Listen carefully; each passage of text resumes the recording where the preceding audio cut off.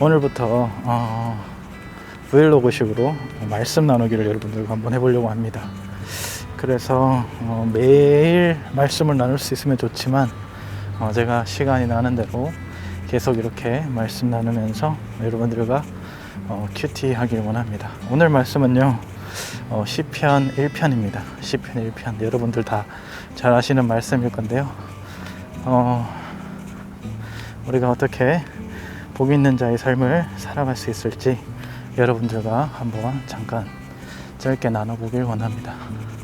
첫 번째, 복 있는 사람은 악인의 길을 따르지 아니한다.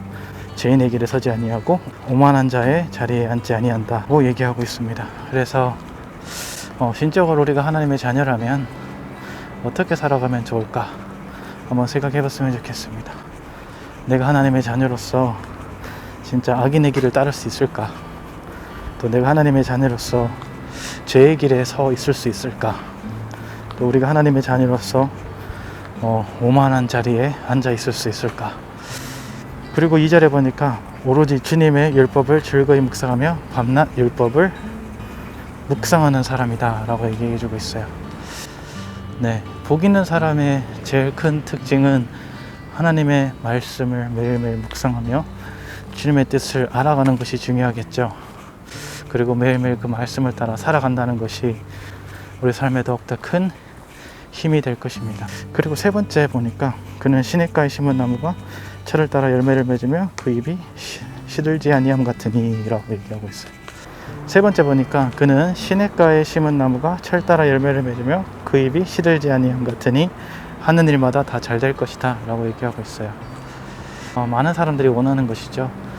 우리가 예수 그리스도를 믿는 것으로 우리가 모두 축복받고 복된 삶을 살아가는 것인데, 우리가 제일 기억해야 되는 것은 우리의 물질적인 축복도 축복이지만 진정으로 우리 믿음의 축복이 더 중요할 거라고 생각합니다. 어떻게 하면 믿음이 자라날 수 있을까 생각해 보면 하나님 말씀을 주야로 묵상하며 주님과 가까이 하고 또 말씀과 찬양과 기도를 통해서 우리 신앙생활을 키워나갈 수 있을 것인데요. 그래서 오늘 제가 이렇게 카메라를 들고 여러분들과 말씀을 나누고 또 찬양도 하고 또 기도도 하려고 합니다. 그리고 4절 보니까 악인은 그렇지 아니하니 한날 바람에 흩날리는 축정이와 같다 라고 얘기하고 있어요. 그리고 악인은 심판받을 때 몸을 가누지 못하며 죄인은 의인의 몸에 참여하지 못한다. 그래서 악인의 길은 한낱 쭉정이와 같다. 그래서 바람에 불면 훅 날아가 버리는 쭉정이처럼 우리의 신앙생활이 그렇게 되지 않길 간절히 원합니다. 쭉정이는 그 안에 실질적인 알맹이가 없는 것을 얘기합니다. 겉만 있는 삶, 속이 꽉 차 있지 않는 그런 것을 얘기합니다. 예수 그리스도의 마음으로 꽉 차 있지 않다면 우리의 삶은 또한 쭉정이와 같지 않을까 생각합니다. 그리고 또 여기서 얘기하는 것은 죄인은 의인의 모임에 참여하지 못한다 라고 하고 있어요. 흙과 백이 섞일 수 없는 것처럼 의인과 죄인은 섞일 수가 없다 라고 성경에서 얘기하고 있어요. 결론적으로 우리가 구원받는 거와 똑같아요. 우리가 구원받을 수 있는 유일한 길은 예수 그리스도 통해 구원받을 수 있지만 예수 그리스도 외에 다른 걸로 구원받을 수는 없습니다. 그리고 맨 마지막 절 보니까 의인의 길은 주님께서 인정하신다 라고 얘기했어요. 그리고 악인의 길은 망할 것이다.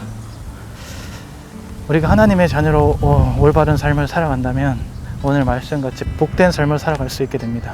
그리고 이 복된 삶이라는 것은 하나님과 동행하는 삶, 주님의 말씀을 묵상하는 삶, 또 항상 옳은 일, 또 옳은 길을 걸어가는 삶을 얘기합니다. 그랬을 때 주님께서 어떻게 하신다고요? 우리의 삶을 인정해 주신다.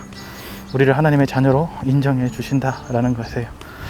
우리의 삶 가운데 이러한 주님의 축복의 길이 있기를 원합니다.